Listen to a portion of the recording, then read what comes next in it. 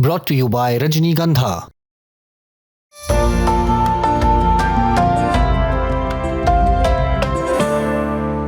दावा किया जा रहा है कि बिहार में ना तो आय प्रमाण पत्र बन रहे हैं, ना निवास, ना जाति प्रमाण पत्र, और ना ही किसी जमीन का दाखिल खारिज हो रहा है। बिहार में राजस्व के सभी काम पूरी तरह से ठप हैं। राजस्व कर्मचारी और अधिकारी दोनों ही अनिश्चितकालीन अवकाश पर हैं। राजस्व विभाग में कोई काम नहीं हो रहा। दूर सुदूर गांव से लोग बिहार राजस्व के दफ्तर तो जरूर आ रहे हैं, लेकिन उनका कोई काम नहीं हो रहा। इससे इतर राजस्व विभाग के मंत्री और बिहार के डिप्टी सीएम बता रहे हैं कि सब कुछ चंगा सी, अधिकारी अवकाश पर हैं लेकिन काम नहीं रुक रहे।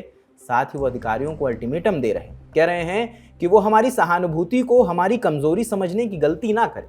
अगर वे हड़ताल वापस नहीं लेते तो हम ब्लॉक डेवलपमेंट ऑफिसर माने बीडीओस को अतिरिक्त काम सौंप देंगे, माने उनसे हम काम करा लेंगे। साथ ही नई नियुक्तियों की प्रक्रिया भी शुरू कर देंगे। 25 मार्च दोपहर 12 बजे रेवेन्यू डिपार्टमेंट के एक्स हैंडल पर पोस्ट किया गया। लिखा गया, 25 मार्च की शाम 5 बजे तक काम पर लौटे बिहार राजस्व सेवा के अधिकारी, नहीं तो सख्त अनुशासनिक कार्रवाई होगी। ना तो ये अल्टीमेटम पहली बार दिया जा रहा है और ना ही राजस्व अधिकारी पहली बार हड़ताल पर है। इससे पहले 2 फरवरी को भी राजस्व अधिकारी अवकाश पर थे। तब भी सरकार ने इन्हें अल्टीमेटम देते हुए कहा था, जितने दिन अधिकारी दफ्तर नहीं आ रहे उतने दिन की उनकी सैलरी नहीं मिलेगी। साथ ही अधिकारियों से उनकी कार और लैपटॉप तक लौटाने तक की बात कह दी। हालांकि तब सरकार ने आश्वासन दिया और राजस्व अधिकारी काम पर वापस लौट आए। बिहार में कुल 537 ब्लॉक हैं। हर ब्लॉक में एक सर्किल ऑफिसर माने सीओ और रेवेन्यू ऑफिसर माने आरओ होते हैं। अब मुद्दे पर आते हैं, आखिर राजस्व अधिकारी नाराज क्यों, दफ्तर क्यों नहीं जा रहे? इसकी जद में बिहार सरकार का एक फैसला है। फैसला कि राजस्व विभाग में सब डिविजनल लेवल का एक नया पद क्रिएट करेंगे और राजस्व विभाग का सबसे ताकतवर माना जाने वाला पद deputy collector of land reforms माने डीसीएलआर पर चयन बिहार एडमिनिस्ट्रेटिव सर्विसेज की ओर से किया जाएगा। इससे और बेहतर समझने के लिए हमने बात की बिहार राजस्व विभाग के पूर्व असिस्टेंट सेटलमेंट ऑफिसर और Bihar revenue service association United के अध्यक्ष आदित्य शिवम शंकर से। 2010 में हमारे दूरदर्शी माननीय मुख्यमंत्री नीतीश कुमार जी ने इसे एक स्पेशलाइज्ड संस्था के तौर पे विशेषकृत कैडर के रूप में 2010 नियमावली, बिहार राजस्व सेवा नियमावली 2010 का गठन किया, क्योंकि उन्होंने देखा कि भूमि संबंधित एक विशेषकृत संस्था का गठन आवश्यक है, जिसका प्रमोशन के बाद नियमतः आगे जो है आरओ से सर्किल ऑफिसर से डीसीएलआर, फिर डीएलओ और एडीएम तक का प्रमोशन हो और उसका विशेषकृत संस्था के रूप में विकास हो। भूमि संबंधी समस्याओं के निराकरण के लिए बहुत सारे प्रयास किए जाते रहे और 2010 तक उस तरह का कोई स्पेशलाइज्ड कैडर नहीं था। सामान्य प्रशासन विभाग के तहत बिहार प्रशासन सेवा का एक कैडर था, उसके तहत ये सारी चीज चल रहे थे। वो जनरलाइज संस्थान के तौर पे अन्य विभाग सारे उसमें वो लोग कार्य करते थे। लेकिन इसी के लिए निमित्त 2010 में बंदोबस्ताय कमेटी के अनुशंसा पे माननीय नीतीश कुमार जी के दूरदर्शी नेतृत्व में ये कैडर का गठन हुआ कि इसकी एंट्री राजस्व अधिकारी के रूप में होगी और एंट्री के बाद सामान्य जो है टेन्योर के बाद सब सही रहा, कैरियर सही रहा, साफ सुथरा छवि रहा, तो अंचल अधिकारी के रूप में प्रमोशन, फिर अंचल अधिकारी के बाद द्वितीय प्रमोशन के रूप में डीसीएलआर के रूप में डिप्टी कलेक्टर लैंड रिफॉर्म के रूप में, तृतीय प्रमोशन जो है डीएलओ के रूप में, डीएलओ मतलब की डिस्ट्रिक्ट लैंड एक्विजिशन ऑफिसर के रूप में, और चौथा प्रमोशन जो है एडीएम सीलिंग के रूप में। ये कैडर का निर्माण किया गया, लेकिन चूंकि नया कैडर होने के कारण हमारा कैडर स्ट्रेंथ था नहीं उतना। जैसे जैसे नियुक्तियां होती चली गई, कैडर स्ट्रेंथ बढ़ते चले गए और प्रमोशन होते चला गया, तो 10 साल के बाद 12 साल के बाद इतने अनुभवी हमारे पदाधिकारी हो चुके थे कि उनको भूमि सुधार उप समहर्ता के रूप में या डीएलओ के रूप में आगे पदस्थापन होना चाहिए था। 2010 से लेकर के 2026 तक उसको पुनः जो है उसको लीगलाइज करने के लिए, अर्थात 2010 से पीछे जाने के लिए एक प्रस्ताव 29 जनवरी को मंत्री परिषद के द्वारा पारित कर दिया गया, जिसमें कि बिहार प्रशासन सेवा के जो कैडर उनका बना था उसमें डीसीएलआर का पद नहीं था, तो उसे पुनः जो है उनके कैडर में इस पद को डाल दिया गया, डीसीएलआर का पद।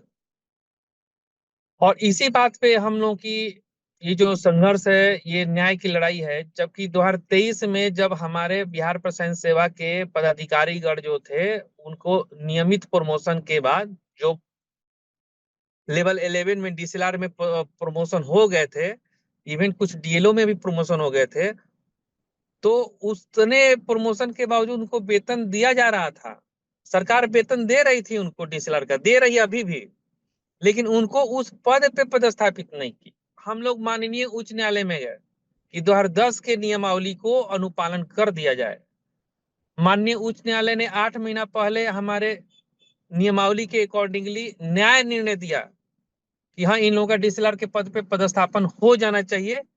इससे प्रशासनिक तौर पे भू राजस्व के संदर्भ में स्पेशली एक उच्च लेवल पे मॉनिटरिंग करने वाला विशेषकृत संस्था हो पाएगा, जिससे कि राजस्व अधिकारी और अंचल अधिकारी का अनुमंडल स्तर पे ये पदाधिकारीगण बेहतर तरीके से राजस्व अधिकारी और अंचल अधिकारी का मॉनिटरिंग कर पाएंगे। लेकिन माननीय उच्च न्यायालय के 8 महीना पहले के आदेश के बावजूद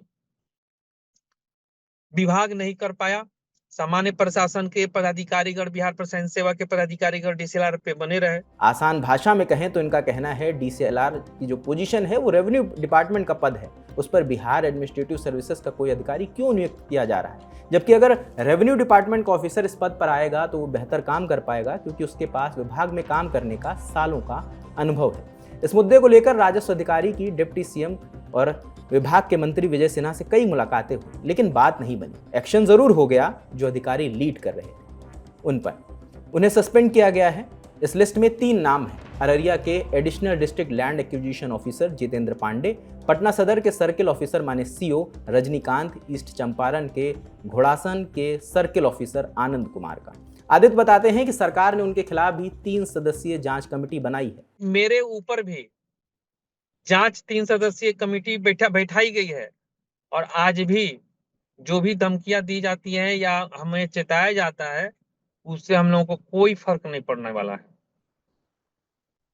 हम लोग गरिमा की लड़ाई लड़ रहे हैं, और हम लोग जो भी पीटी मेंस इंटरव्यू निकालते हैं, एक तपस्वी होते हैं, आपके भाई, आपके बहन, आपके बच्चे, बहुत मेहनत करने के बाद एक कमीशन निकलता है, और इतने कंपटीशन के बाद आप जब तपस्या करके चाहते हैं कि हम एक उच्च गरिमामयी पद पे जा करके जन सेवा कर पाएंगे, और वो गरिमामयी नहीं रहता है और सिस्टम उस तरह से संचालित करने लगता है जिसमें लगता है कि हम लोग तौहीन हैं, तो किस लिए? इसलिए डराने का तो कोशिश, भरपूर दबाव दिया जा रहा है, लेकिन हम लोग इससे विचलित नहीं होने वाले हैं। ये प्रदर्शन या कहें अनिश्चितकालीन अवकाश, ये सब महज राजस्व अधिकारी तक ही सीमित नहीं है। राजस्व कर्मचारी भी हड़ताल पर है, माने पूरा का पूरा विभाग हड़ताल पर है। उन्होंने तो सड़कों पर प्रदर्शन भी किया, विभागीय मंत्री और आला अधिकारियों से तमाम मुलाकातें भी की, लेकिन कोई निष्कर्ष नहीं निकला। इस वक्त पूरे राजस्व विभाग का काम ठप है। कोई निवास, आय, जाति प्रमाण पत्र नहीं बन रहा, किसी जमीन का दाखिल खारिज नहीं हो रहा। अब सवाल है, आखिर इस सब में पिस कौन रहा है? विभागीय मंत्री, राजस्व अधिकारी या राजस्व कर्मचारी, या वे लोग जो गांव देहात से राजस्व दफ्तर काम कराने की उम्मीद से आते हैं और शाम होते होते खाली हाथ घर लौट रहे हैं? इसका जवाब हम आप पर छोड़ते हैं। इससे इतर राजस्व विभाग की ओर से बताया जा रहा है कि राजस्व सेवा के अधिकारियों के सामूहिक अवकाश के बावजूद राजस्व कामों में कोई बाधा नहीं आ रही। राजस्व कर्मचारियों की मांग को लेकर पहले भी हमने रिपोर्ट की है, उसका लिंक हम डिस्क्रिप्शन बॉक्स में डाल देंगे, वो भी आप देख सकते हैं। बाकी इस वीडियो पर आपका जो भी सोचना है हमें कमेंट सेक्शन में ज़रूर बताएं। मेरा नाम रजत है, देखते रहे लल्लन टॉप। शुक्रिया।